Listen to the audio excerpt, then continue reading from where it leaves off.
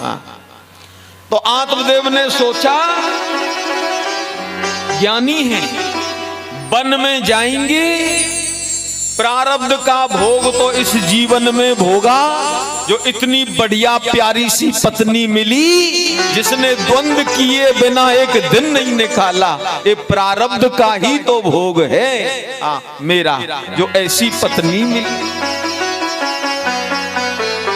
और उसके बाद पुत्र सुख नहीं मिला। मैंने बहुत हवन करे, पूजा करी, पाठ करी, अनुष्ठान करे, पर पुत्र का सुख मेरे घर में नहीं हुआ। रखा क्या है चलूं, मन में वैराग्य जाग गया, घर त्याग दिया, जंगल में गए। धीरे धीरे भैया मरकट वैराग्य उतरने लगा और मोह, स्त्री, पुत्र आदि, धन आदि का मोह चढ़ने लगा। प्यार से बोलो राधे राधे। एक साधु मिले, आत्मदेव ने साधु के चरणों में प्रणाम करके अपना दुख रोया। संत के चरणों में बैठकर दुख रोने लगे। आत्मदेव, मेरे कोई संतान नहीं है, मेरा जीवन समाप्त हो जाएगा, तो मुझे पिंडदान कौन देगा, मेरे लिए श्राद्ध कौन देगा? मैं तो मरने के बाद भी गति नहीं पाऊंगा पिंडदान नहीं हुआ तो, क्योंकि मेरा कोई पुत्र नहीं है, और श्राद्ध ना हुआ तो मैं भूखा ही रह जाऊंगा मरने के बाद, मेरी गति नहीं। महाराज, जन्म लेवे बेटा बेटी को जन्म है जाए। संत ने आत्मदेव के मस्तक की रेखाओं को समझ लिया। त्रिकालज्ञ साधु थे और उन्होंने कहा, आत्मदेव, मैंने तुम्हारे प्रारब्ध को पढ़ लिया है। हाँ, तुम्हारे इस जीवन में तो पुत्र सुख है ही नहीं, और प्रारब्ध विधि का जो लेख है उसे स्वीकार कर लेने में ही शांति है। हाँ, मन को विचलित मत करो, और प्रारब्ध में तुम्हारे 7 जन्म तक पुत्र का सुख नहीं मिलेगा। लो, 7 जन्म तक पुत्र सुख से वंचित रहोगे, ऐसा तुम्हारा विधि का लेख है। अब तो आत्मदेव और दुखी होकर रोने लगा। संत ने कहा, आत्मदेव सुनो,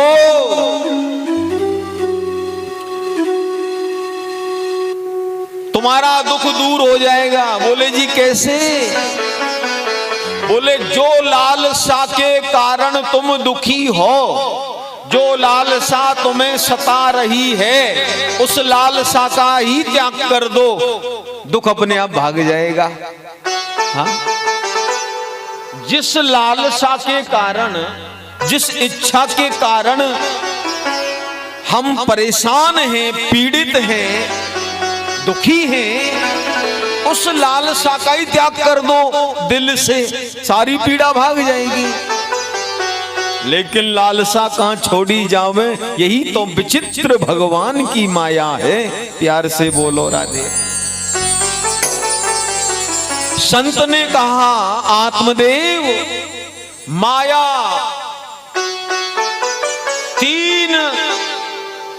तीन तरह से हर मनुष्य को बांधती है। माया की 3 रस्सी 3 जगह से मनुष्य को बांध देती है।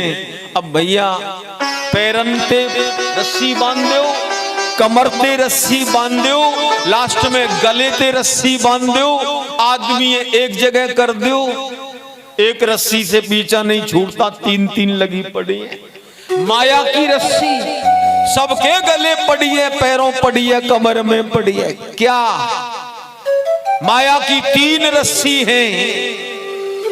पुत्र मोह, स्त्री मोह, धन मोह। सुत वित्त नारी माने संपदा, नारी स्त्री और पुत्र मोह, ये तीनों मोह की जंजीर हर आदमी को बंधी पड़ी है। प्यार से बोलो राधे राधे। ये बेड़ियां हमको भी लगी, व्याकर के चक्कर में पड़ गए, ओ भैया बहुत दुनिया को लगी पड़ी है, सब यही परेशान हैं। प्यार से बोलो राधे राधे। फिर भी हम इतराते हैं, फिर भी हम इतराते हैं, क्यों? मेरा पुत्र है, मेरी संपत्ति है, मेरी पत्नी है। अरे भाई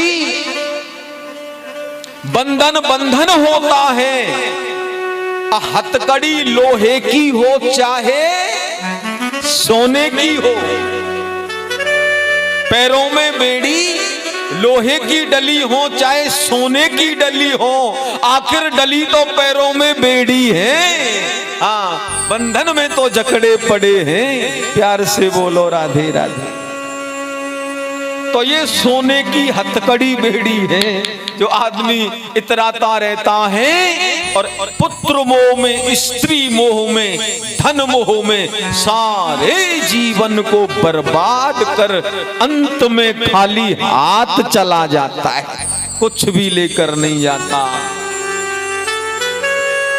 और जिनके लिए इतना इतना कमाया, जिनके लिए इतना पसीना बहाया, जिन बच्चे परिवार के लिए जाने कितनी झूठ बोली, जिस परिवार पालन के लिए जाने कितना पसीना बहाया, जिस बच्चों के पालन में, निर्माण में जाने कितनी दौड़ धूप करी, कितना पसा, आखिर वही परिवार संबंधी पुत्र आदि अंत समय तो ही तज दे पावर, अंत समय तो ही तज दे पावर। अरे प्राणी, ए सब अंत समय तुझे त्याग देंगे, और यही नहीं, अंत समय आने पर तू भी इन सबको झटके में त्याग जाएगा। अंत समय तो ही तज दे पावर, और तू न तजे अब ही ते, मन पछतई है अवसर बीते। संत समझा रहे हैं, मूल बिंदु तीन है, धन का मोह, पुत्र का मोह, स्त्री का मोह, और इसी बंधन से मुक्ति नहीं मिल पाती, और इसी में जीवन जिया और इसी में मर गए, साथ में कुछ नहीं गया। दो मुट्ठी राख हो गई शमशान में जाकर, हाथ क्या लगा। हाँ।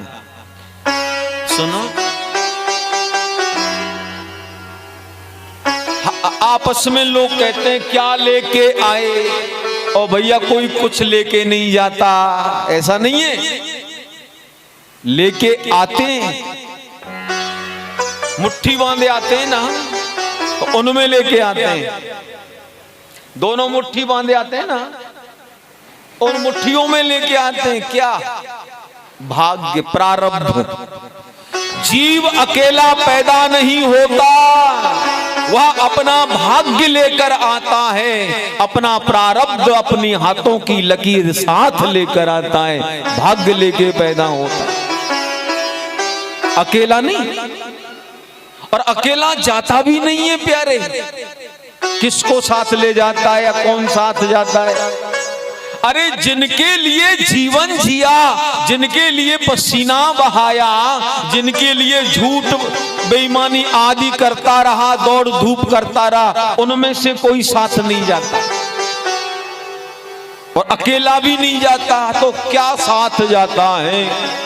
जीवन में जितने किए हैं उनका लेखा जोखा, जीवन में जितने अशुभ कर्म किए हैं उनका लेखा जोखा, जीवन के पूरे केस डायरी 4 सीट बन करके संग जाती है, कर्म परिणाम पीछा नहीं छोड़ता, मरने के बाद वो लगा ही रहता है।